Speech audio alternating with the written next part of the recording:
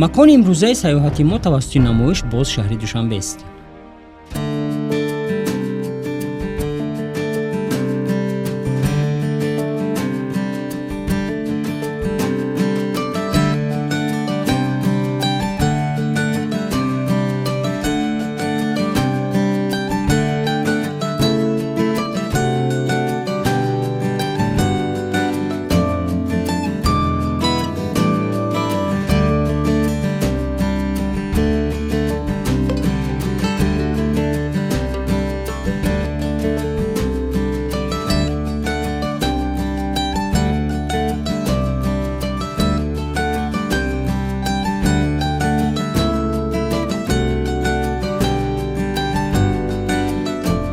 هر نفر که از قسمت شمالی شهر به پایتخت مملکت وارد می شود، نظرش به باغ نظرربای فرهنگی و فراغتی به نام استاد سدرالدین عینی می افتد که آن در خیابان مرکزی به نام ابو عبدالله رودکی جای گرفته است.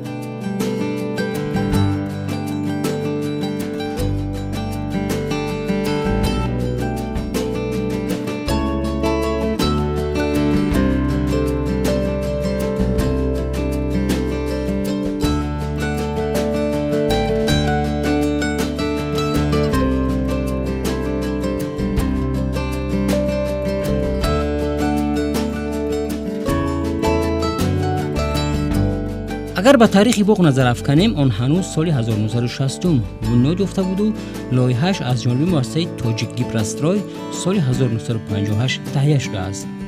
مؤلف این لایحه معمار سنیگوفسکی می باشد.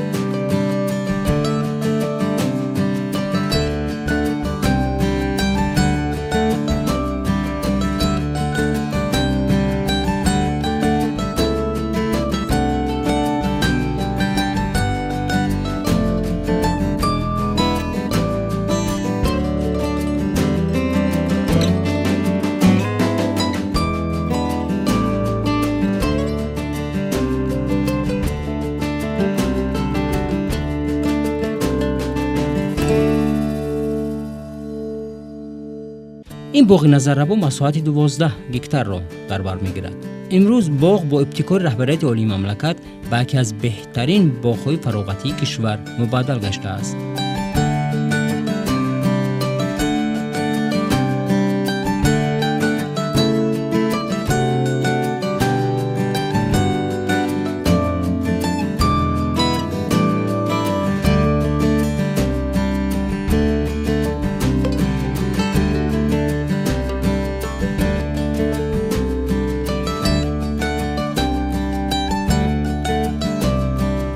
اصلا کوچه باغ اساسی باغ از درآمدگاه دوم به سمت شمال طول کشیده به دو گلگشت تقسیم می شود.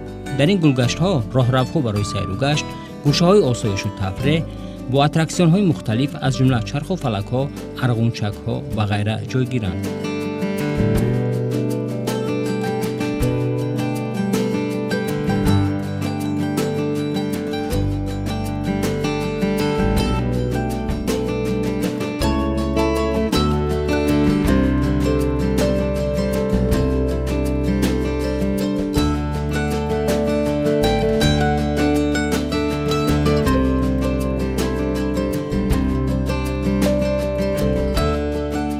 از سمت غربی باغ نهر جاری است که به کل شبکه آبی آشامیدنی شهر می‌ریزد.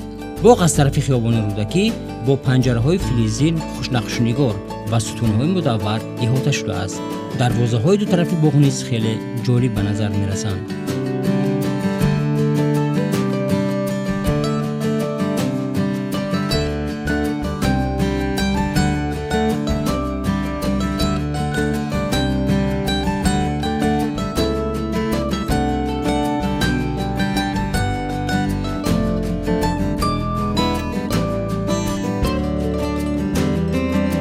در حدود باغ با آبرنگ و نزاکت‌های خاص شماره زیادی درختان سایه افکن و میوه‌دار از جمله عقاقیا، بلوط، مجنون بید، صده، لاله درخت، سفیدار، چینار، گلبرگ‌های گوناگون شناخته شده‌اند.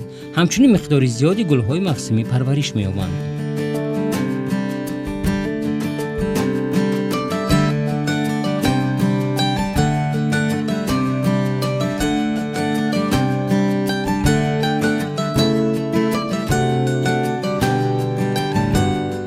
фаввораҳои боғ низ назарравою ранга буда ба тамошобинон ҳаловати дигаре мебахшанд.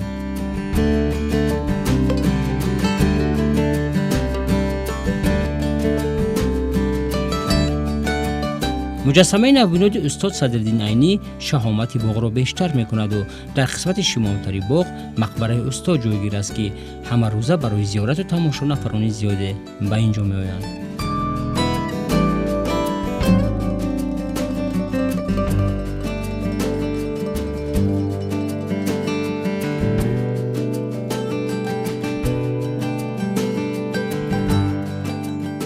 метавон гуфт ки боғи фарҳангиву фароғатии барои устод Айнӣ яке аз беҳтарин гӯшаҳои пойтахт аст, ки тамошои он ба сокинони пойтахт ва сайёҳон таассуроти аҷибе мебахшад.